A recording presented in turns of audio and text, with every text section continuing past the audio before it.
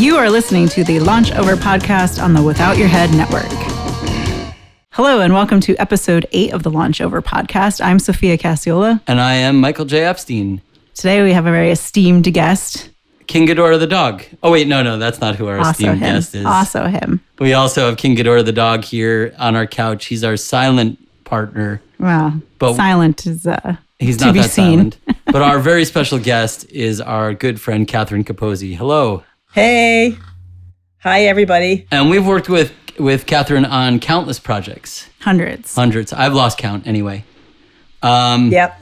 But before we talk to you about all the many things that we've been working on together, we like to get the show started by talking about what we've been watching. Yes. And you're in for a bad time this week, Catherine, because almost everything we've been watching is festival films that are not even available to anyone mostly. Okay, so you haven't seen any of them, probably. I haven't seen any of them. But no. you can tell us what you whether you would potentially like them if you. Okay, I'll tell you that. That I can tell you. I'll give you that. Thumbs up, thumbs down. But we've been watching films from Fantastic Fest, Twisted Dreams. And we're just starting up with Nightstream right now. I think those are the big ones that have come in recent times. Yeah, well, usually this time of year we are traveling to a lot of film festivals because for whatever reason people seem to think October is the horror month. I think horror is all year round, but a lot of festivals get all jammed up into October and we end up being on the road a lot. But so that's one nice thing is we're home watching a bunch of awesome festival movies. So what have we been watching? I guess let's start with House. House, where was it from? Like House Madrid? was from Twisted Dreams. Oh, where was it? Yeah. Where was it from? It was from Spain. Yeah, it was at Twisted Dreams. I really liked it. It's first of all, it's called House with a 3 with and a 0 and a 3. It definitely spoke to me. It was about an hour of 8 people sitting at a table talking about internet jargon and terminology, and then half hour of like a weird mystery about whether there's some kind of crazy event going on or not. It's a super like sci-fi thing, very closely tied to reality in the sense of like the technology. Right, like they talk about WikiLeaks, and that's a big portion of the plot is like files that WikiLeaks has disseminated into the world as like a safeguard for themselves. So there's like files you can download that you don't have the password. It's very encrypted and nobody has unencrypted them. But basically if whoever gets arrested or taken over, like the password will just go out online and then everybody will have access to this. So it's about like this guy who has decrypted these files and what's in it. And there's something very, important in the files, basically. Right. I would have probably hated it if it were in English because it's very on the nose with like, it almost feels like you're reading a Wired article. It's like, here's what the darknet is, and here's what WikiLeaks is, and here's what hacking is. I was talking to Michael about it during the movie. Is like a lot of it was so basic that I was like angry at it a little bit because I was like, I know all this stuff, but then if it was any deeper than it was, I would have been totally lost. So it was like kind of just the right amount for me of like the internet jargon. I saw reviews on Letterboxd that were basically saying like it was too complex for them to understand and follow. Okay, so that's like it was interesting and it was hard sci-fi. And we watched the Q&A with the director and it was his first film. And I think he did a great job with it. And it was definitely, it was a new way of approaching sci-fi with technology that I haven't seen done before. And I appreciated that. And it was very smartly made for being 8 people in a house. And it had a really cool ending that we won't spoil, but that for a second, we were like, this movie sucks. The ending is terrible. And then we're like, wait a second. Did we misunderstand what happened? And then we realized we thought about it more and we're like, oh, no, we just misunderstood what happened at the end. And the ending actually is cool. I think you could have used another 30 seconds. Yeah. One more line of dialogue and I would have totally not missed the ending. Well, we got it figured out. And we did. So anyway, I don't know when that's coming out. It's been on the festival circuit for a bit, but I don't know when it's actually going to be released. But definitely check it out when it does. House with a 0 and a 3. So we also saw Dinner in America, which we saw at Fantastic Fest, but I think it was at Fantasia as well. And currently it's at Nightstream, which is going on right now. Yeah, so if you're in the US, you can watch this movie, not right now, but sometime this week it comes out. This movie managed to surprise me because I was on edge for the first half of the movie that I was going to be very offended by it. But it's just a quirky, I guess, dark comedy about this young kids One's in like a punk band, but he's like out of juvie or prison. And the other one is a very awkward young woman and their relationship. But it kind of turns into like they're writing punk songs together and going to punk shows. And like the song they write together was so charming. I really loved it. So that was surprising to me. It's like, it feels like a early 90s like indie romance movie that was made now for some reason. Yeah, so it was pretty cute. By the end, I was sold on it. And Pat Healy, who was in Half Cocked that we made, that Catherine, you worked on as well. Yeah. He plays like the father, stuffy father of the girl. And he's really funny. He's very funny. Yeah. There's a lot of funny dinner scenes, and there's a song in the movie called "Dinner in America," and they do like they juxtapose like the screwed up rich punk kid and his family dinner and like her dinner with like her kind of religious stuffy parents. And so it's just quirky, fun little movie, but it's definitely hitting all the fests right now. Yeah, and I think it's going to speak to all the people who are into the kind of offbeat stuff. We said it's not really like Napoleon Dynamite, but it definitely in the family. has that family, or cool. Greasy Strangler. That's cool. Which I prefer Greasy Strangler over Napoleon Dynamite. Yeah. But in that family of quirky, weird, like offbeat, almost surrealist characters. Mm-hmm. But it's a charming movie. It's a very feel good, charming movie with a lot of irreverence in it. I would say. Yeah. And it's not the type of movie I particularly usually like, but it worked on me. Yep. So the next movie was like a very heady movie that we saw at the Charlotte International Film Festival, and it was called Me and Me. And it's a Korean movie. I believe, was this also his first? It was an actor its first film, I think. I think it was his first directing, first time directing. And I don't even know how to describe this movie. It's so hard to describe because it's very kind of based in dreams and then who you are at particular moments, and people are kind of switching places, but super fascinating movie. And it kind of switches gears like 2 or 3 times in the film as far as like even what characters you're following. But we were very rapt the whole time. And I don't know that it ever quite answered the things that I wanted it to answer, but that I don't know that that's a fault of the movie. I think it's just me wanting answers. Yeah, the opening premise is that I think this is only really the first 10 minutes, and I think it gives a hook for it. But the opening premise is that there's a guy who moves to kind of a small suburb of Seoul to be a teacher at it's like an elementary school. Yeah, even middle school at the most. And so he's in this town, and the town is kind of busybody, so everybody sort of knows each other.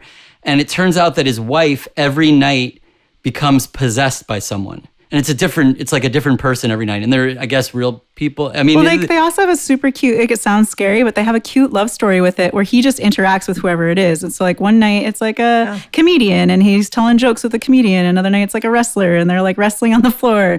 And so like he just really loves her, like despite this like weird disability of being possessed by somebody every night. And like in one scene it's his own mother and he has like a heart-to-heart with his mother, like. So it's super weird and cute. And right. So that's the setup. And then the town finds out about it and they're not really so tolerant of it. And then things go wrong from there. And then it follows like a detective trying to figure out what happened. And it all kind of wraps around itself. And I would say that I couldn't tell you what actually like exactly, it's not really a narrative film.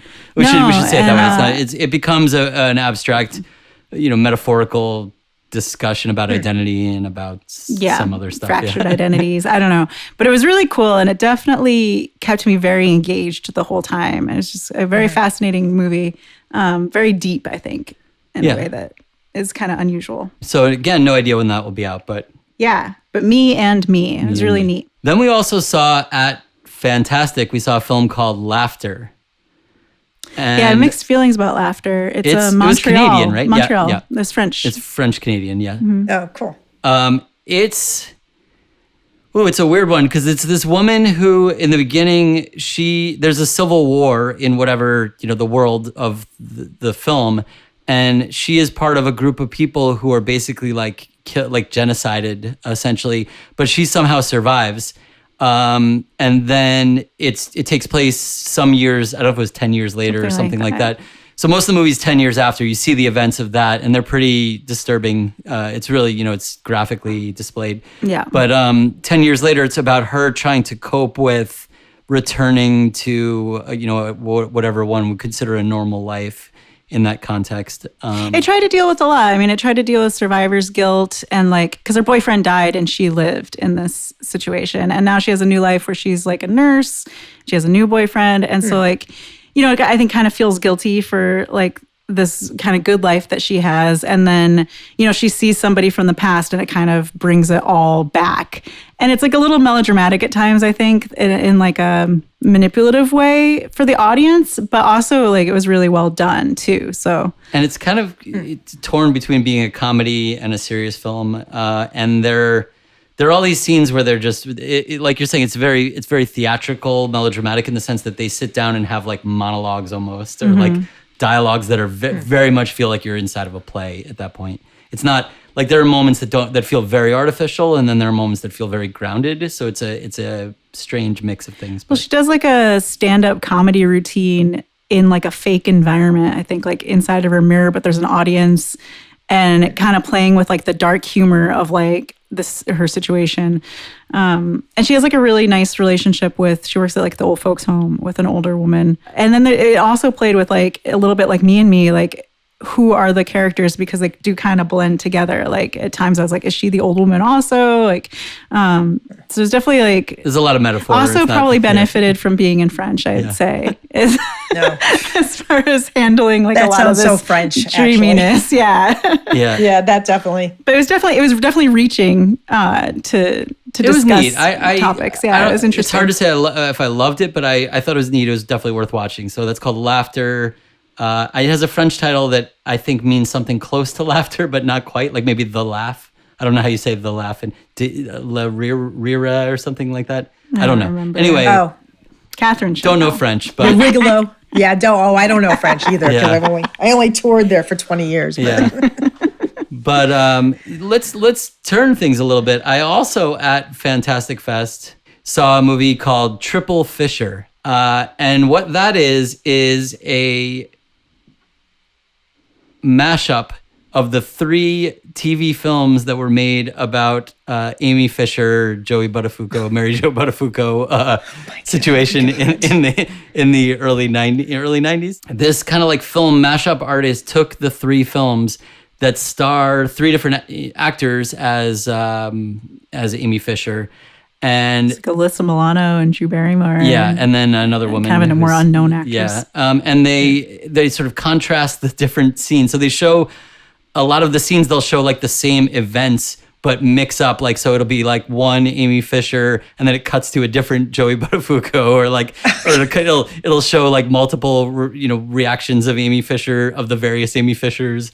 In the thing. Wow. And I thought this would be something I didn't want to watch, but then it turned out to be pretty interesting, I thought. Partly because those events are so seared in the memory of anybody who was, of having a memory at that time. It was such a big event. And I grew up on Long Island, so, a half hour away from where it all went down. So that was an interesting one. I don't think it's available anywhere, but they're talking about doing a theatrical run of it. Well, I wonder if they can't release it. I think they're just doing it. Yeah. One interesting thing in the Q&A, because I didn't actually watch the movie, but I caught the Q&A, was he was talking about how each of the movies kind of focused on different parts of the story and different events. And he was kind of trying to reconstruct the entire story by using like this one focused more on the lawyers, or this one focused more on the press, and like kind of tried to weave it to be most accurate to the story. Everybody was fighting for the rights because they all wanted to like get the actual official rights when this was happening. So one network, I don't remember, which got which, but one network got Amy Fisher's story, like her official story. One network got the I guess was Joey Buttafuoco or the family, story, and then another network got the press story, the main press investigator, the guy who wrote the big article about it. So it was basically like those 3, like Sophia's saying, it was those 3 aspects. Oh, wow. But not just from an outsider point of view. It was actually like interacting with an individual or perspective directly tied to the case. So that's why it was those 3 angles. It was an interesting movie, and the guy does a lot of this kind of art, weird collage mashup art, and I guess he's doing a film now that's supposed to come out next year called 48 Hours Literally, which is the movie 48 Hours, but stretched out to a full 48 hours. Is it Liam Neeson in that movie? No, it's Nick Nolte. Yeah, but they're talking about having him sleep for 8 hours at a time. Yeah, because apparently there's a scene with Nick Nolte like sleeping in one moment, and maybe it's like 10 seconds in the movie, but he was talking about looping it for 8 hours. So it's like, the actual 48 hours of his life. So when he goes to sleep, you just sit and watch, very Warhol-esque kind of thing. Mm-hmm. Yeah. So I'll look forward to spending 48 hours watching that movie when it comes out. My God. And they were talking about trying to find theaters to show it, and they're trying to figure out what to do with it. But it's pretty interesting. Anyway, so the blending between art and film, I love that kind of stuff.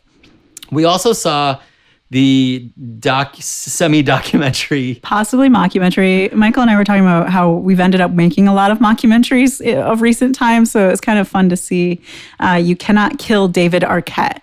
And definitely based in reality, this documentary, but definitely also felt a little scripted at times. For anybody who doesn't know, David Arquette, I'm assuming you know who David Arquette is, but he, at some point in the like 2000, maybe? Right around 2000, he ended up as the world heavyweight wrestling champion. Through like some weird, scripted thing where he just kind of like showed up and like won a match, and then he didn't really wrestle much, let's just say. Yeah, and fans hated it. And everybody was really pissed off about it. So then David Arquette now, who's trying to find peace with the fact that he never quite had the success maybe he should have. And he never, he's never been taken as seriously as maybe he wanted to be taken. So he decided he was going to go back to wrestling and actually like legitimately train and learn how to wrestle, and then go through and there's a scene where he ends up in like a backyard wrestling match with like some townie, like 6 townies, and that's like all that's there, and like the mat breaks, and he's trying to do magic tricks, and it's just like, it's so hilarious and weird. I think a lot of it is probably staged. Yeah, but that probably is an aspect of the culture too, though. Right. So the film, I think it's a really interesting film. It was fascinating. It's kind of it's a little sloppy and messy, and it's not clear like what it's trying to do, but it's a fun watch. He's just kind of a fun guy to watch. He's just kind of a captivating dude. Yeah, and I think it has like some heart in it, and it feels good. I mean, our friend Neil, who Neil Jones, who we interviewed on the first episode, and who runs the Without Your Head network, he hated this movie. He's a big wrestling fan. He does a wrestling podcast and everything. So we're gonna get kicked off the Without Your Head network for saying like we enjoyed this movie. He said you're not allowed. You're not allowed to say you liked. You cannot. Yeah. No, he hated it. I think because he's so embedded in wrestling, and so he felt the reality like there of was a wrestling, weirdness about it. But I thought like the fact that it was a blend of reality and non-reality and staging is actually the perfect kind of thing for talking about wrestling, because really wrestling is essentially like theatrics and staging, but it also involves a lot of real skill and talent. It's not like, it's fake in a way, but it's not like special effects fake, right? I mean, somebody has to jump off the top rope and land correctly, and somebody has to, be able to flip someone correctly and all that kind of stuff, even if they plan it, even if it's choreographed. So Cinematic Void, which is a screening series that happens through the American Cinematheque at the Egyptian and the Aero Theater in LA, we were like religious. We would go to everyone we possibly could, because they always showed really weird, interesting movies, and it was just always a lot of fun. So since the pandemic, they've been doing like live-ish YouTube cinematic voids with like commercial breaks, and they stop and chat about the movie, and they've mostly been finding like weirder, harder to find movies, and a lot of TV movies that they're just really hard to get. So it's been really fun few months of Friday nights with the Cinematic Void. So this week they showed Dark Night of the Scarecrow, which was a TV like kind of Halloween time movie in the 80s. Kind of a little brutal for a TV movie, I think. It's about a guy who is, I guess you would say developmentally disabled guy who's friends with a kid. He's like an adult, basically like a 30-year-old guy who has the sort of mental capacities of a young child, essentially. And the townspeople hate him and like think he's going to do something bad. So they end up murdering him, which, spoiler, but it's very obvious in the setup for the movie. So he kind of comes back. It's not actually clear what happens, but the premise is that he kind of comes back and gets revenge. So it's like a slasher film. Yeah, but he comes back as a scarecrow. And basically kills all the people responsible for his death. And it was really, I really liked it a lot. The guy is played by Larry Drake, who plays Dr. Giggles, and he plays the villain in Darkman and he's in a bunch of other horror movies.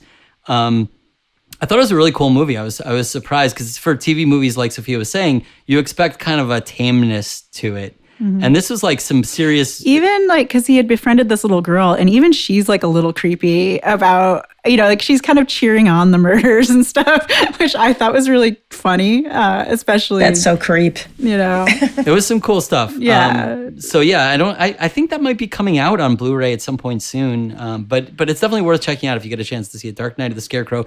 And I guess I had read that it was produced as an independent film for general release, and then picked up as a TV movie. So I don't think anybody greenlit it initially as a TV movie. That makes a lot more sense. Yeah, but it did end up coming out as a TV movie, and it is they kind of cut away. So like a guy gets thrown into I don't know what you call it, a combine, like a grinder, like a farm grinder or whatever, and they do cut away before you see him like actually mutilated. But it's you feel it in there, like it's pretty rough. Like there's some rough stuff in there. But I like that a lot. I thought it was a really really fun movie. All right, last movie we're going to talk about this week. And like definitely we watched more. So if you want to follow us on Letterboxd, you can really see the nitty gritty of everything we saw. But the last one to talk about for now was a movie I just kind of ran across on Amazon Prime. And it just kept catching my eye. And finally I was like, I just got to watch this movie. So it's called Born of Fire. And the description is like a master flautist, which already I'm sold. It's a movie about a flute player and an astronaut. She works for NASA, right? Astronomer, yes. So this flautist and this astronomer like meet and go to Turkey to like fight the master musician in Turkey, who's also like a flautist. So there's all this flute playing going on, which speaking of score, it's a fascinating score because of all the flute. So, Michael and I used to play in a band that Catherine was sometimes involved with called the Michael J. Epstein Memorial Library. And we had a flute player, and so we have this joke because somebody at one point at one of our shows yelled that they were hot for flute, and it just kind of stuck. And so I was like, this movie is like literally hot for flute. It's an entire surrealist horror movie about becoming a master flute player. So, yeah. And so it was a Pakistani / London-born filmmaker. I think it was a British movie ultimately, and the cast is British, but super fascinating because they go to like the desert. And, just kind of like meet their history, and they fight off this flautist. It's all super arty and just very beautiful because like the vista of like the white sand, and then there's like waterfalls happening, and just total weirdness, just very much like a surrealist art movie. Yeah, it feels like a Jodorowsky movie almost, or something along those lines. In that vein. It has a lot of Islamic mythology in it too, because the guy's a the jinn. Yeah. And so it's kind of like maybe one of few Islamic horror movies that I've seen. And I wouldn't say this is in the 80s this came out. Yeah. Yeah, I wouldn't say it's directly tied to any specific, Islamic tradition or anything like that, but within the context of it, that general mythology. The guy who is the lead, this guy Peter Firth, is the lead in the movie Equus, which is like one of my favorite movies as well. So definitely, like if you're into weird surrealist art films, it's very cool, very strange film. I recommend it. Yeah. Really beautiful visuals. Especially for if you're into magic flutes. And if you're into flautists. That sounds good. If you're hot for flute. I sent it to our old flute player, Rachel Blumenthal. I was like, you have to watch this movie. And she never talked to us again. Yeah, she hasn't spoken to me since. So who knows? So, Catherine, have you been watching anything that you wanted to add as well, or? I've been watching like Netflix stuff right now, like just series. So what have I been watching? We watched Away with Hilary Swank, which sci-fi, I don't know. I was just like, well, maybe I'll check this out, see what it is. And here's the thing. What I'm liking about some of the things I've watched, and I think there was the movie, or Netflix, I think, had the same thing about Messiah, about the Jesus figure. Was he Jesus? Was he Satan? Did you guys hear about that? No. We're not up to date on Netflix information. So, well, I mean, I've been watching some of that stuff, but what I've been liking about these films is that they've been having like a lot of original, if they have like a Chinese character, they're speaking in Chinese. If they're speaking in Russian, they're speaking in Russian and they're overdubbing the English, the subtitles. So I mean, what I like about that is like you're getting like the tonality of what's actually happening instead of having everything be badly dubbed in English, right. Which I think Blood of the Tribades, right? You did that with French, right? We had French and then we had the English subtitle. So I think I've been appreciating that, I've never been able to really articulate it, but there is definitely something about the experience. We watch a lot of foreign films, and we watch a lot of American films as well. But there's something about the experience of watching a film in a language that you don't understand and reading subtitles that's very different than being able to understand the dialogue as it's happening. And I can't really articulate why that's special, but in certain cases, especially in the kind of dreamy, weird stuff, it really works for me, or it changes my experience in a way that is very positive. And I think for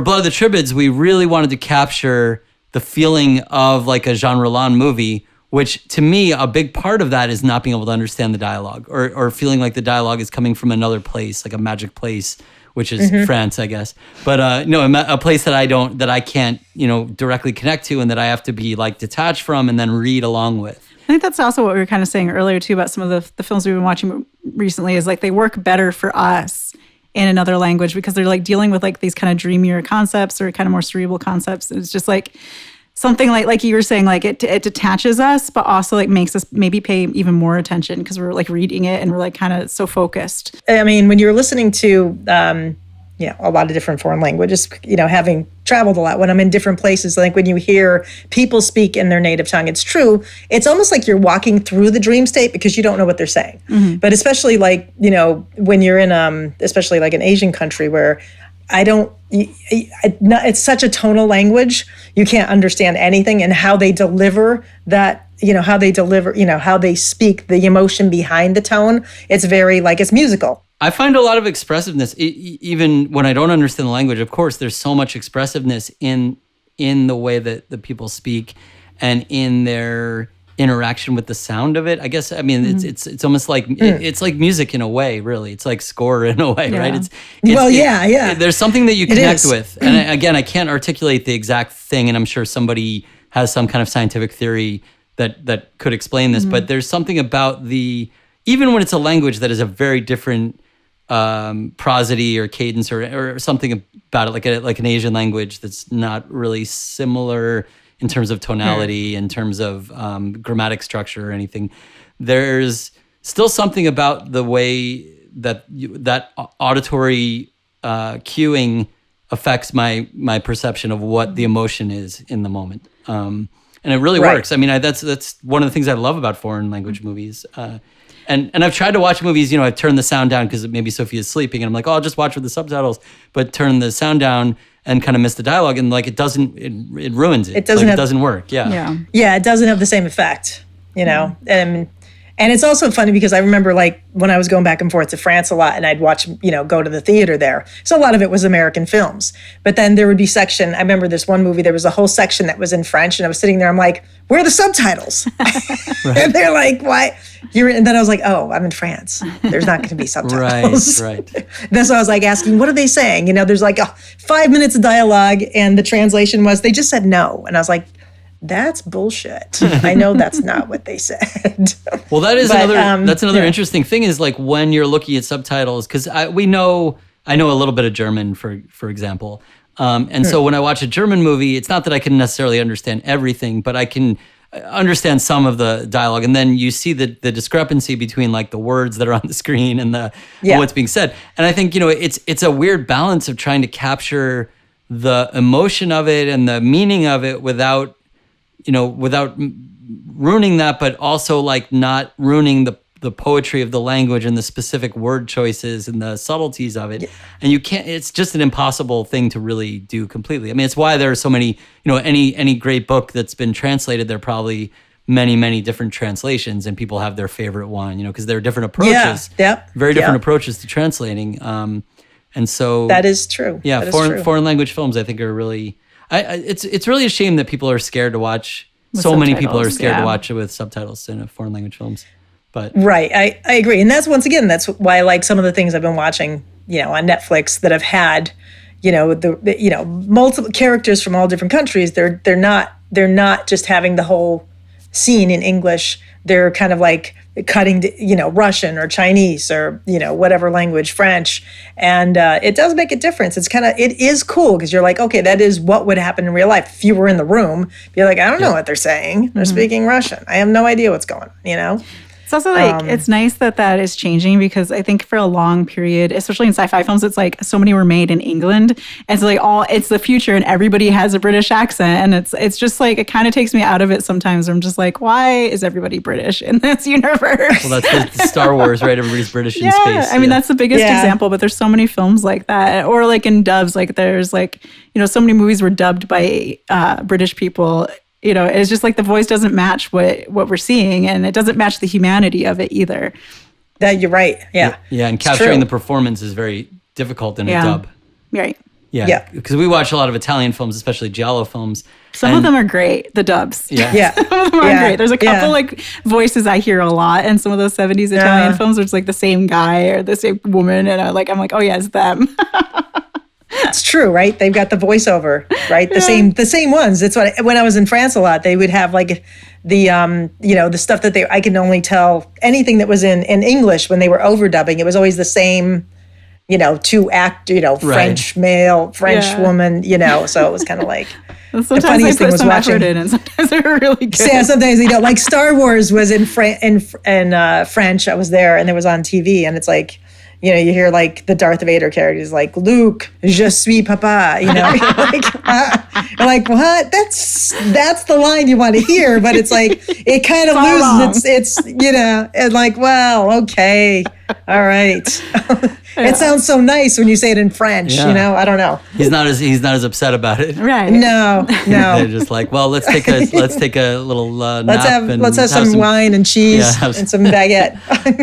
Anyway, so those are the movies we've been watching. I think that's what we've been doing this week, right? Yeah. And so right now we're attending, I think we mentioned Nightstream, which is a conglomerate film festival of. So it's Boston Underground Film Festival, Brooklyn Horror, North Bend, The Overlook, and Popcorn Frights all kind of came together to present Nightstream, which, so far just started today, but we're looking forward to watching a bunch with that. We already got to see the New England block called Dunwich Horrors that contains a film that Catherine, you might be familiar with called Shiny Diamonds. Oh, yeah. So we're back here with our good friend Catherine Capozzi, who we have collaborated with on countless films in a number of different ways, but primarily we've worked with you on doing scoring and music. And you've actually participated in scoring all of our feature films up to this point. Is that correct? Yep. And many, many shorts. Yes. And even when we are not the directors, but if we have a hand in the short, we still try to get Catherine on board. And I say yes. And so we have a number of films that we could talk about. What we've actually been working this week together on a film. This is a perfect timing. King Ghidorah the Dog is getting really fussy right now. Yeah. And it's perfect timing to say that we've been working together on a film this week that stars King Ghidorah the Dog. It's his first appearance in film. That we know of. Could have had a whole career before he found us. We don't know because he's something like 9 years old, so we don't know what his life was like before, but we'll call it his film debut. Introducing King Ghidorah, yes. And this is a film directed by Sophia. Yes. Do you want to talk about it? Sure. Well, I made it kind of instigated by a film festival, Mondo Cult, which is also had a film screening night at the Egyptian that we also really like to go to because they really found like very bizarre films and kind of offbeat and like not just horror, but like just weird genre film. So they decided to do like a little competition for quarantine, basically, of movies that have to star your pet. I was excited to do that because, I've been filming King Ghidorah a lot anyway. And so it's a horror movie starring King Ghidorah as Dracula, and it's called Bloodhound.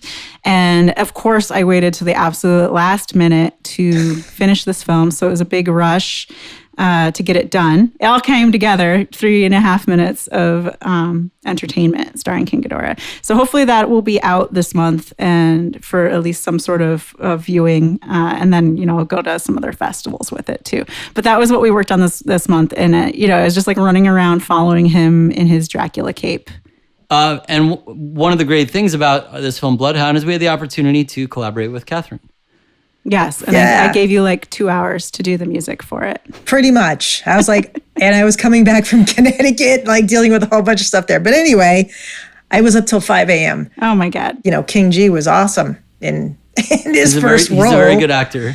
Yeah. He's a good actor. So we actually did get him to do, through the power of treats, we did get him to do some interesting things.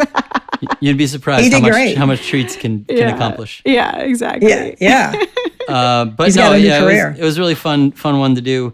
We have a number of films that are on the festival circuit right now that we've worked on with you, including Shiny Diamonds, which I had mentioned earlier. Yeah, which is currently at Nightstream in the Dunwich Horror Block, Shiny Diamonds. And next week it'll be at Nightmares, which is also doing they're calling it the Masquerade. It's the Nightmares Film Festival is doing their online program.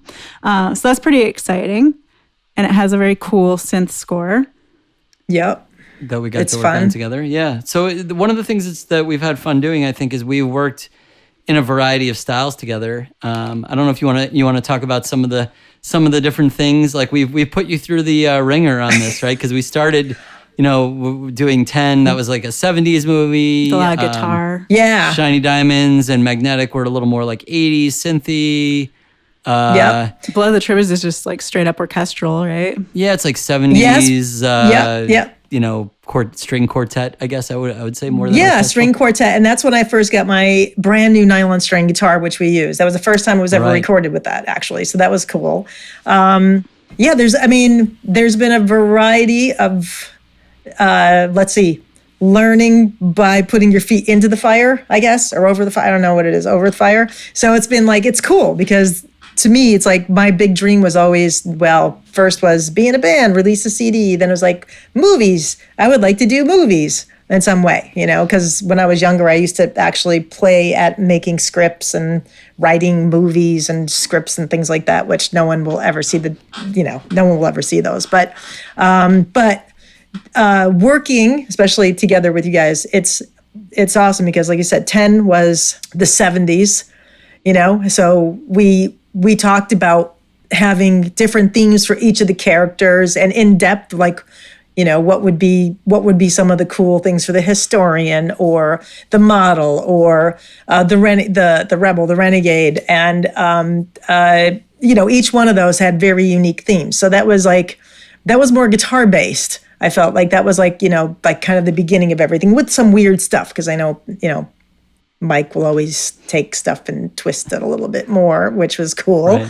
Right. And then, as moving on to Magnetic and all the other stuff that we did, it was definitely synth based. Because I remember it's I was always I need to have my guitar to write some of the first lines. And you were like, no, you have to use the keyboard. And I was like, because it's true. Each thing that you work with, you will play differently, so right, yeah. I was like, okay, great, we'll do that. And I think we've come to you because we're very motif driven, I would say. Maybe I listen to too much late Beethoven music or something, but we're very motif driven, and we really feel there's so many different approaches. Maybe you can talk about your thoughts, but there's so many different approaches to film scoring.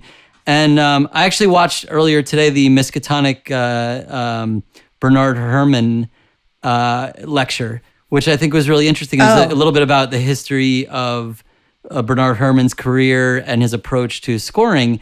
And I found it really fascinating because it talked a lot about how his philosophy was really trying to get into the psychological experience of the character who, was being addressed with whatever music was happening at the time. And so, I thought that was a really good way to put it because we really are always interested in the motifs, tying into the character or the feel or the mood or the thing that this part of the story we're trying to tell. And 10 was a fun example. So the movie 10 was a film that we made that's a little bit like a Agatha Christie movie, but all of the like the 10 Little Indians Agatha Christie story. But the 10 characters in it are all have very specific archetypes. And so we wanted to bring you in to help really enhance that. We're like, we want to really push this idea that these people are really, really like tied to these stereotypes. So like really artificially. And so we asked you to create themes for each one of them that were unique and really, again, like almost heavy-handed, like over the top, like play a song that represents this thing. Yeah. And I think we talked about Peter and the Wolf at the time, right? Because of the... We did. We talked about that. I think what else did we do? We talked about a variety of different things that were like incorporated. I think the French anthem was one, or the Marseille March, I think, for the historian. I remember that for some reason. But there were like all these different... There's like heavy themes that were kind of like, okay, this would work, for this. Or the co-ed was more like maybe like a Beatlesque kind of thing a little bit. There was like, so there's different things but still had the voice of the film. It wasn't, right. It wasn't so, different that you're like, what the hell? Now you get like, French horns for this. And, it wasn't like that. It was kind of like, so I think that was the part of what made it work was that there was like this musical motif that kind of like stayed. The instrumentation was kind of stayed similar, but what was done was like either adding different things along, keeping it like, guitar centered in some places, right. But then adding these different things. So I think there was a voice that came through with 10 with the whole score. And that was, a big first thing to do. And I think that's, especially since the plot had so many different characters, and even though it was Agatha Christie kind of like in some ways, it was like I think it worked to tie things together in that way. So right. And also speaking of Bernard Herrmann, I mean, I know that when we did that, I studied a little bit of how he did the Psycho film and how he pieced together the stabs and because we kind of recreated that scene in the movie with My Death. Yeah, right, exactly. And also like, because of, the stabs, the stabs in that scene, but also some others, we wanted to have like a unique killing sound. And so I remember going, okay, well, he listened to birds, and right. I know we had pigs in the film. So I was like, I'm going to listen to pigs. And then first I was like, I'm going to listen to pigs. And then I was like, I actually did go far to listen to like, okay, I'm going to listen to like a slaughterhouse, and I couldn't do it. I was like, nah, screaming. That's like, it was like too sad. So I was like, let's listen to like creaky, rusty, sounds of like a door opening, and that with like frogs and some other like weird sounds to create. And then I layered like, and I think, we layered like different notes on top of those like sounds that I think that was like one of the first things. So that was kind of like a cool, right. Little unique motif for that particular thing, that was a sound that was for that. So yeah, and we really carry that motif thing pretty far. Like the most recent feature that we did together, Clickbait, part of it is sort of a mystery, I guess, is the idea that it's a mystery of who the stalker is. And so the stalker has a theme song, and then each character, it's a little more subtle than what we did with 10, so it's not quite as heavy-handed, but each character kind of has their own theme in their parts. And then we would do like blends of the stalker theme and the character themes to make the audience feel like we're hinting at the idea. We're trying to like brainwash you into being fooled into thinking like, oh, this character must be the stalker, because I'm hearing, even if you're not aware of it, that just the subconscious experience of like hearing the music and the notes and the runs of those notes make you start to suspect that character. And so we're toying with the psychological experience that beyond just like what is going on in the head of the character. It's kind of the opposite of the Herrmann thing in a way, because we're not conveying what's going on with the character. We're trying to manipulate the experience of the audience, or the view of the audience. So, which is, I think that's, for me, it's like, I love working with you guys, obviously, but it's also like being able to like talk about like these different approaches. Cause like you said, each one of the films kind of had like, each of these films have a different approach to what the score is going to be and how it's going to affect the film and the characters in the film. Like in Tribades, when we're creating like the tension for certain things, it was almost like, how building up the tension, especially before somebody got killed or whatever, or got, arrowed. It's like, so those were kind of like different. It was a different thing. Whereas in Clickbait, building that stalking, like built on the heartbeat, that was like what you had first, said you wanted to have everything kind of like be around like the, a beating heart, like that was the thing that some of the sounds were based on, or some of the motifs. So yeah, we try to tie it into the themes of the movie. That's a great example where Clickbait has a very, very specific heart theme. It opens actually with a waveform from like an EKG. And I guess, spoiler, it ends with a heart being ripped out of somebody's body. Yeah. So it really is tied. We very, very specifically wanted to look at hearts in terms of their use in social media, like you heart posts and all this other. So there are many, many thematic things in the movie tied to hearts. So we thought the music should also be tied to the themes of the film. Again, we're not just working with the concept of like what is the emotional experience, but we're like, what are the thematic things, and what are the I mean, in a lot of ways, we're very academic about the stuff rather than emotional. I don't know. Yeah. Well, yeah. We only care about themes and not so much about characters or. So, but it's funny because like you kind of mentioned, like you're a very versatile player and you can play in every style, and that has worked to our advantage because each of our films is so different. And just as filmmakers, we've tried to explore different styles. And so when we come to you and we're like, this is magnetic, we need kind of John Carpenter, kind of 80s synth stuff, or like this is Below the Tribades, now suddenly we need orchestral French horn and whatever. We can come to you and be like, this is what we want, and you have enough experience and enough insanity to be like, yes, you're like, okay, sounds good. Yeah. No, it's great. And that's the cool, I think that's, I don't know, for me, like doing this kind of work is awesome because I've always, A, wanted to do it, and B, I always think of like the music as another character. And that's why I was going to ask, with all the films that you watched, like what, did scores stick out? Or, to me, it's like when when you're seeing a film, to me, that I do rely on listening to something. The music sucks. I can't watch the movie. It affects me, and it really is a turnoff, for me anyway. I don't know, but. Yeah, absolutely. I think we see a lot of movies. It'll sound like a dig on somebody specific, but it's not anybody, nobody listening should think this is about them. We see a lot of movies where I think the composers aren't really storytellers, if that makes sense. They're people who like to make music, and they like to, manipulate instrumentation and arrangements and other things, but they're not really storytellers in the sense that they don't know how to convey a dynamic narrative. They might even be able to capture the emotion. They're like, oh, this is the emotion in this moment, but you have to like really. This is what my philosophy with directing is basically you're looking at the arc. It's all about arcs. It's like how does something change from point A to point B? And so for a feature film, you're looking at the arc of the opening scene to the end scene, but you're also looking at the arcs within a scene. Every character has an arc or a movement within a scene. So like how do they start and how do they end the scene? Where are they emotionally? Where are they, with their understanding of the world?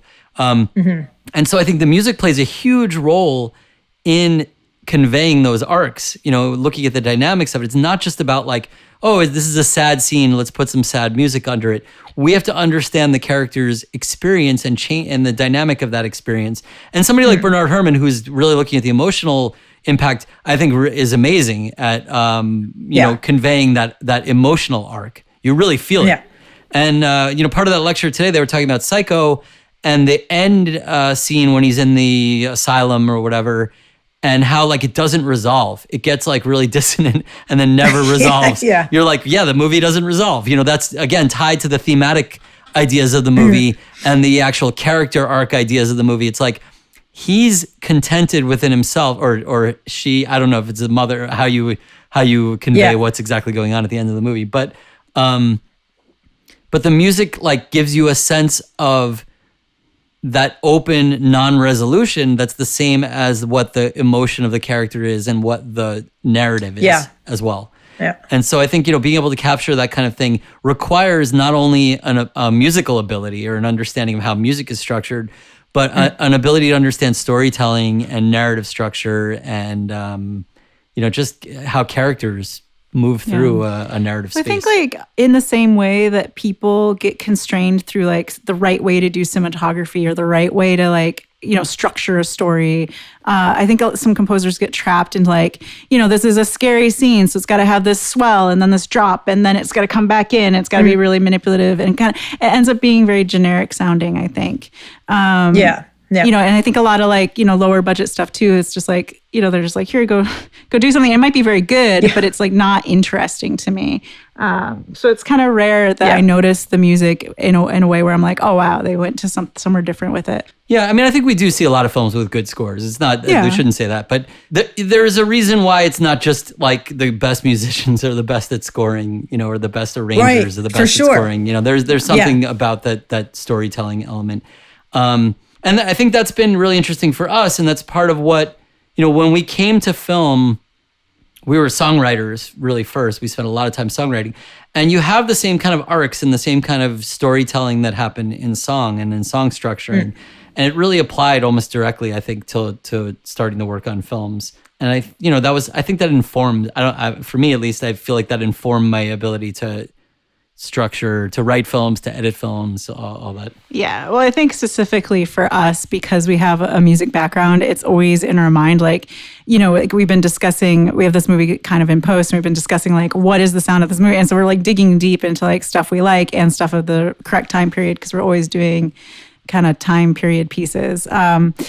So, as opposed to like maybe some other types of filmmakers where it's like it might more be an afterthought, for us, it's always at the forefront of what we're doing. Like, this is going to be very 80s or this is going to be very giallo. We like kind of pick a style to go with, and then that kind of informs everything for us. And that, and the music is a huge part of that because we care a lot about the music. Which is great. No, but I think for me, I appreciate, also it's hard because, I worked with you guys in so many different ways, but I think doing the film stuff, especially when we started doing the film stuff, for the fact that you already have that background and then can convey, not only like the musicality of it, but also like the story arc and what you're feeling for different things. It's a different, I think, dynamic than if you had no idea what music was. Right. And where it was coming from. It's because a lot of people, it's like, and this is what, and I'm going to say this is not a statement from anybody's perspective at all, but it's like for the, some people that say, I don't have a background in music, so I don't know what would work. And it's like, kind of like, I would say that because I'm not really a visual person. I'd be like, I don't know. Yeah, sure. That like whenever I used to have a camera and take photos, it'd be like I would catch someone just as they were about to turn. So all my family photos are all like from people's butts, kind of like all their back, and be like, why didn't you get like Aunt Ray from the front? It's like, why did she turn around just at that time? So for me, I feel like when you're working with like a filmmaker that's like, okay, I don't know what works and what doesn't. It's like, and I always try to say for those people, I always say, well, you try to give a little bit of a sonic palette to work from that's both like an emotional palette and a sonic palette tied together. And sometimes it's difficult because you're not sure like what, one person's like sad might be another person's like happy, or one person's like, that's really disturbing, like might be like, that really calms me down, that sound with, so. Yeah, that's why I'm like, I feel so, I think we, Sophia as well, we feel so, like music is such an important part. And often to these films, we've spent, more days working on the score than we did shooting the movie. Easily. Which we also have more time. We do. It's easier. It doesn't involve as many people. There are reasons why beyond just that. Sure, yeah. But we do spend a lot of time really thinking through the score and working through it and trying to make sure it captures what the purpose is. It really is an important part to us. So yeah. And we've you really, I shouldn't say we, you have been nominated and won many awards for the for the work that we've all done together, which is great. And I can't say how. I totally. Hey, I appreciate the fact that I get to work with you guys because to me, it's like it's all about people. When you're working with the people that you like and you want to work with and you appreciate what they do and their friends. I just happen to have super talented friends. So I guess I'm lucky. But that's the icing on the cake, which I'm happy to.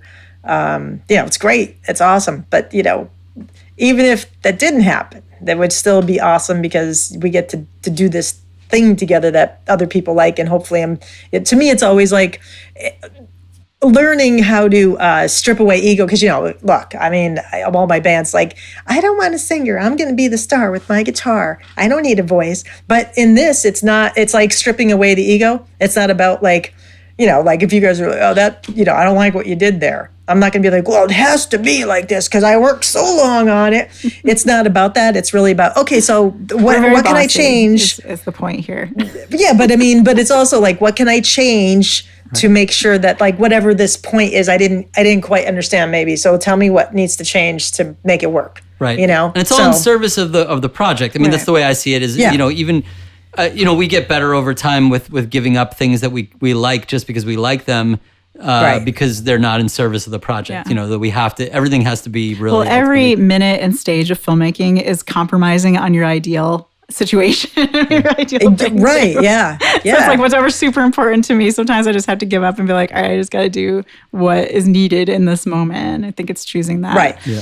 And one of the projects, to shift gears a little bit, one of the cool projects that we worked on recently together is a short film called Darling Pet Munkee. And we had director Jim McDonough on a few episodes ago. And that's been playing at a bunch of festivals, including Fantasia recently. And that's a really interesting project because it came together. That movie wouldn't exist were it not for our collaborations previously. That's right. And so I don't know, Sophia, do you want to tell the story, or Catherine, do you want to tell the story of meeting? Yeah, well, literally, we met Catherine because a mutual friend of ours, Kelly Davidson, who also happened to shoot our first two movies, 10 and Magnetic, fantastic photographer and cinematographer. She had a cousin in music school, I guess, and they needed to record a band that night. And they had somebody and it fell through, or Kelly was supposed to do it. And she had just reached out to Catherine and reached out to us separately. And we all just were like, okay, cool, whatever, we'll go play a song. And we all said yes, not knowing the others had said yes. And then we all just ended up in a car together. And I think we just kind of generally sort of had heard of each other. Yeah, I feel like I had seen Axemunkee play before. Yeah, and I saw I saw your darling. I saw "Do Not Forsake Me, Oh My Darling." Which I love. So I love the band. We knew each other in certain terms, but not we weren't friends yet, and really ever talked, I think. And so and now we're in a car together, driving 50 minutes to Lowell outside of Boston to record a song, and we didn't know what the song was going to be, and so we started chatting about what even is going to be the name of the band, and so we decided. Michael had seen the ad from this. Well, I was inspired. First of all, I was inspired because Catherine's band is called Axemunkee. Yeah. And we were in a band called Do Not Forsake Me, Oh My Darling. So the first thing was, I think, thinking about how to combine the names. Yeah. And so I remembered that I had seen this ad for Darling Pet Munkee, which contained both Darling and Monkey in the name. And so I was like, hey, what if we write a song about this ad that's a famous weird ad about buying a monkey in the mail that ran in the back of comic books in the 60s through I think into the early 70s. Crazy. And you both foolishly said, well, we're agreed cool, to whatever. I mean, it's a one-time thing at this point in our minds, right? We're like, okay, cool. Well, yeah, and I thought yes, but I also remember when we were in the car, I was like, what key do you like to sing in? Because I was like, they were like, she likes D. I'm like, okay, drop D, awesome. I think we got there, we were D minor. The best was we get there and the kids, 18-year-old kids are setting up and we're like, all right, give us 15 minutes and we'll write the song. And they were all looking at us like we were literally insane. And about 15 minutes later, we had the song ready to record. That's true. It was great. It was fun. It was fun. And we re-recorded it later because then we started this band. We're like, it's all garage rock. It's really fun. It's about the stuff sold in the back of comic books. And so we ended up writing a bunch more songs and releasing a couple records. And we played a bunch of really weird, fun shows in like Chinese restaurant basements in the middle of New Hampshire. It was like awesome. Weird shows. That was so fun. That was great. But yeah, so that band was I would say, I don't know, successful is a funny word, but like we had a good time. Fun. We had a good time with it. Oh, we had fun. People seemed to like it. And then I somehow decided like we should make a movie. Well, all of our ideas always snowball bigger and bigger and bigger, I think. It's just like a fault of character for Michael and I. And so we're like, we got to make a movie now. And it kind of started, I think, too, is like we had shot some music videos for the songs. And so we have all this footage. And so we're like, let's put together a movie about these items sold in the back of comic books because it's something we haven't seen talked about before.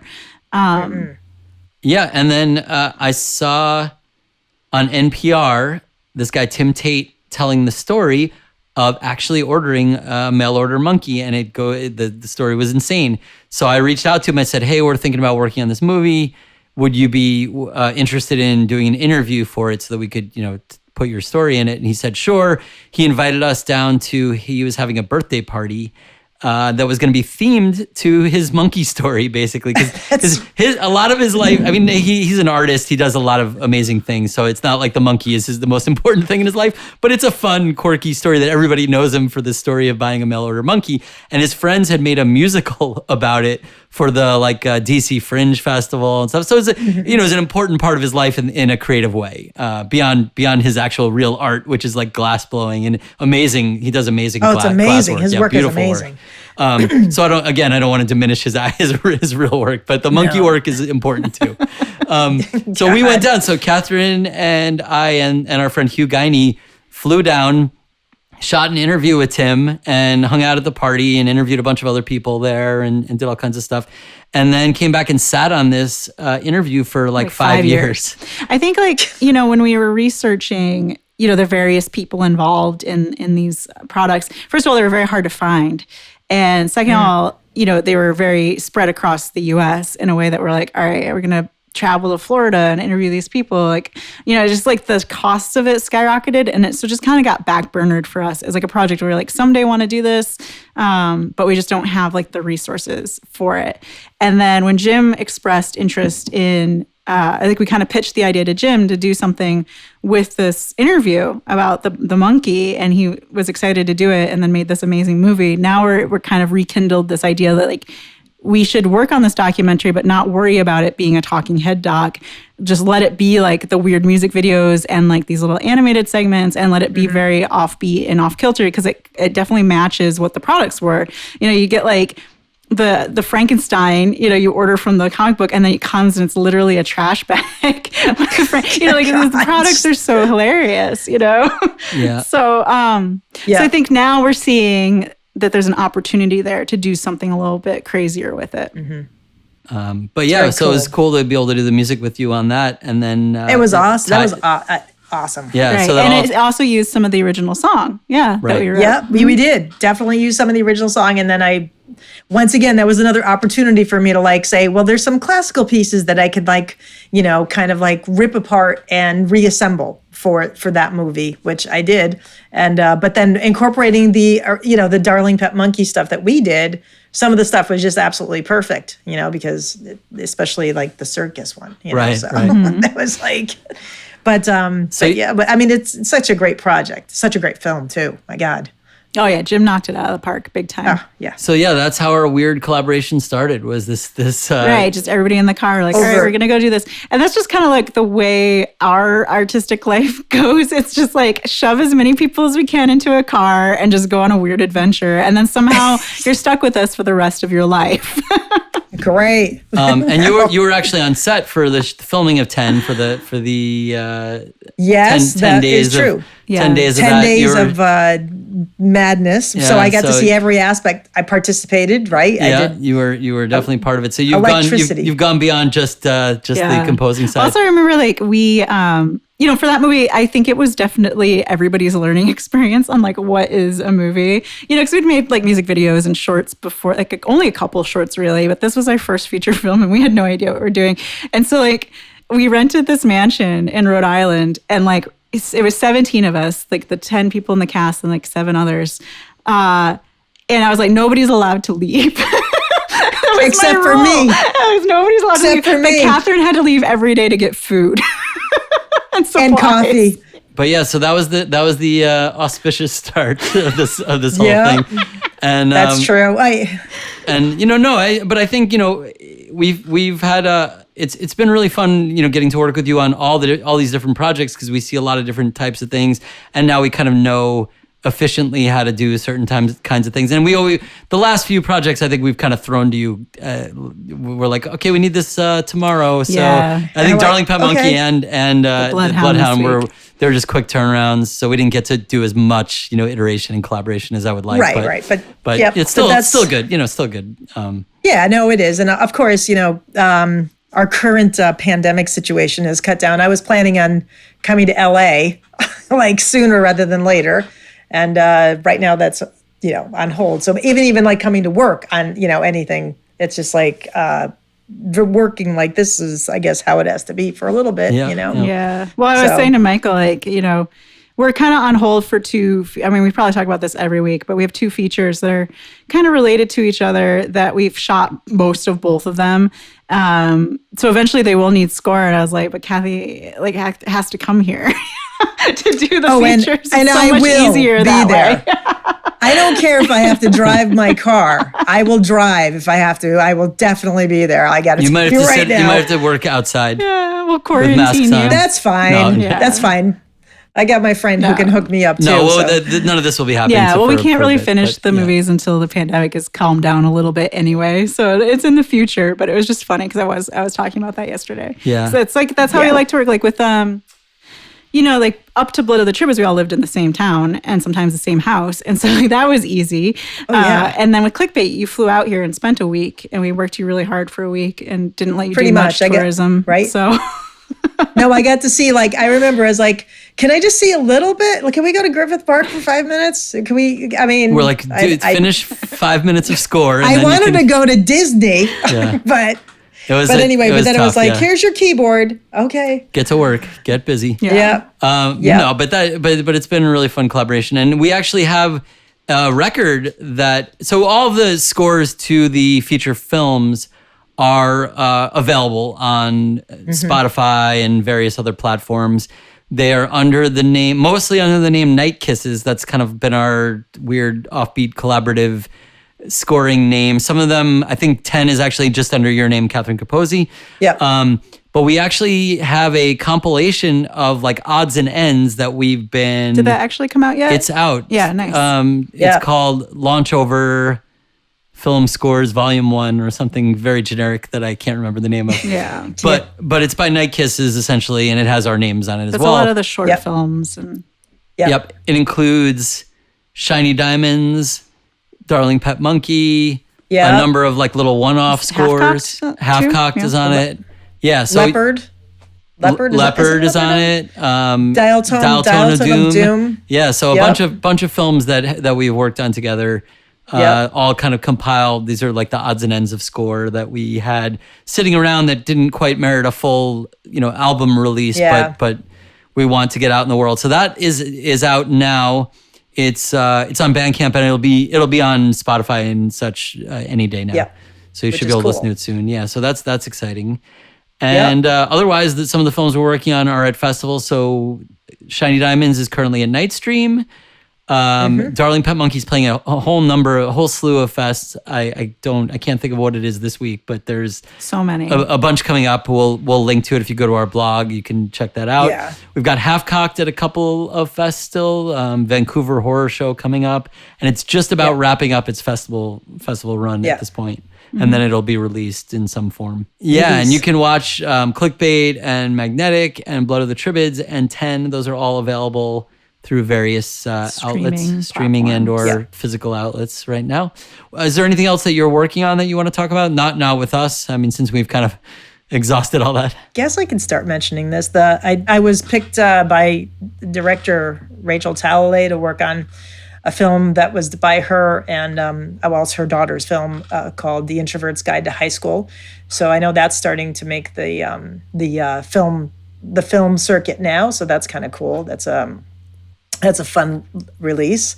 And I was doing some trailers for Vanessa Iona Wright for the Western, like Golden Tooth. So I did trailers for that. Of course, that movie's on hold right now until COVID is over with. And then I did the sympathy card for Brendan Boogie. But other than that, we have, actually the Bring Us Your Women multimedia extravaganza, which we were we didn't even talk about Bring Us Your Women, that major project. No, that's huge. Mythology, women, religion, all the things you're not supposed to talk about at the dinner table with your family, all happening. So that's a big project. So we recorded 3 songs. Medusa, which is Sophia wrote. Yeah, I'm excited for that to come out. It's a cool film. And then Christina Go did Hypatia and Lezu, which will be also part of this very small release. But it's a cool project that I would like to just keep going, even if it's just virtually, because I think it's important to have these stories be told in as many different ways as possible. And Bring Us Your Women, I mean, there were a couple of concert performances. I think one of them is available online to watch. Yeah, actually, the last one we did is actually available on YouTube, on the Bring Us Your Women YouTube channel. Right. And it's a full performance of what we did in March of, was it 2019, right? 2019, yes. Was it only last year? Wow. Yeah, I think it was. Oh my God! It seems like it's been 5 years ago. And we also worked with you for the initial run of the initial couple of performances of Bring Us Your Women. We produced with you a series of music videos made by a number of different filmmakers, and that whole film is available online for watching, and it's on a number of different film outlets. You can check that out. It's just a film called Bring Us Your Women. And I think the whole thing is on YouTube now. Even it's on Hoopla and a number of other streaming services. But I think we ended up putting it all on YouTube so people can check it out. Can check it out, yeah. A number of cool directors, including Izzy Lee, who was a guest on our show 2 weeks ago or 2 episodes ago, and just a whole bunch of great filmmakers from around the world. That's the exciting part of the project. It's a global collaboration on a very poor person's budget. So it's cool, right? We can all talk together. We can all work on these. That's what I think the exciting thing about the project is being able to bring people from different parts of the world that may not even speak the same language, but at least, we can do something together. So, and this film and the Launch Over production of Bring Us Your Women films is really a good example of that, because it has very, all the stories are told by these different iconic figures by different filmmakers, and, the music videos are all kind of cool. So so you can check that out. Laurel Vale asked me to do the score for What Metal Girls Are Into, and so I wrote music for my band Axemunkee that was kind of like inspired by the film. And so there'll be like a little EP of 3 songs that were inspired by What Metal Girls Are Into. So it'll be Metal Monkey. Nice. Awesome. Yeah, that's made exciting. By our friend Laurel Vale, who we're working on a secret project with right now. Hopefully that will get off the ground. We'll see about that. But she's great. And What Metal Girls Are Into is available. It's on Amazon. Amazon and everywhere else. And it's great film. And you did all the music for it. And Sophia sings the closing theme song. The closing theme, which is kick ass. Yeah. It's just awesome. So yeah. That was fun. Laurel sent me the transcription service had tried to transcribe the lyrics to that, because I sing it like in metal voice. And it was really funny what they thought the words were. And in some instances were maybe a little better than what I had written. Oh, really? And so I had to send Laurel the actual lyrics. And I was like, wow. Maybe you should change it to the transcriber. It was really funny. I forget. You have to show me that. That's example. Cool. Yeah, it was really funny. Yeah. But but that was fun. So I mean, that was so those are some of the things. Oh, and then in addition to all that, there's like this, the other thing that I'm working on is just like completely separate from all this. It's my guitar duo with Rafi Sofer, who it's flamenco, which is nylon string guitars. So we get to not hide behind anything, and we have to articulate our notes and our feelings with just nylon string guitars. There's no distortion, no echo, nothing to hide behind. So if you screw up, you have to redo it. We've played, like, pandemic-wise, we've been able to perform twice, once at the Boston Public Library and once outside at Storytelling Time. So, people react differently to that music than they do to any of the other projects I've been in. And the closest thing that I can relate it to is when I was playing in Zioff, which was the band that did the music of Edith Piaf. So it's a different audience. It's like I don't know. People are liking it so far. So, and it's cool. So. Cool. So where can people, just so we can make sure to point everybody to it, first of all, your primary project is called Axemunkee. And then you have a lot of other sort of side additional projects. Yes. Is there a good website that has everything on it, or are we just... Yes, the website that has everything is CatherineCapozzi.com. Easy to remember. That's easy to remember. My name with Catherine, last name Capozzi, Capozzi. So that's where everything is. Well, cool. This was a really fun conversation about music and composing and filmmaking and friendship. We covered a lot. And monkeys. We did. And did we cover world peace yet? Yeah. That's next week. Next week we'll have world peace on the show. Yeah, thanks for being on our podcast. Awesome. Yeah, thanks for joining us. Yeah, thank you for having me, guys.